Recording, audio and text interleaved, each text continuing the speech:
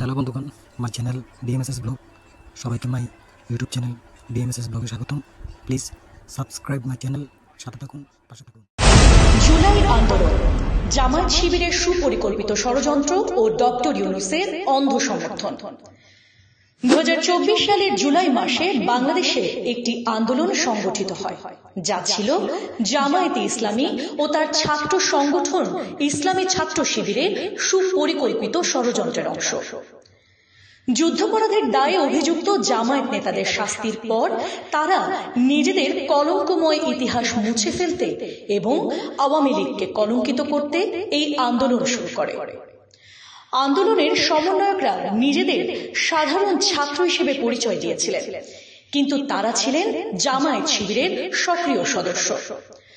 আন্দোলনের এক পর্যায়ে আবু সাইদ নামে একজন নিহত হন, যিনি জামায়াত শিবিরের স্লিপার সেলের সদস্য ছিলেন। তার মৃত্যু সাধারণ জনগণের সহানুভূতি অর্জনের জন্য একটি কৌশল হিসেবে ব্যবহৃত হয়েছিল। ডক্টর মোহাম্মদ ইউনূস, যিনি প্রথম থেকে জামায়াত শিবিরের ষড়যন্ত্রের সাথে অপ্রত্যক্ষভাবে যুক্ত ছিলেন, এর প্রমাণ ক্লিনটন ফাউন্ডেশনের একটি অনুষ্ঠানে তিনি জুলাই আন্দোলনের মাস্টারমাইন্ড হিসেবে শিবিরের গুপ্তচর মাহফুজ আলমকে জনসম্মুখে পরিচয় করিয়ে দেন।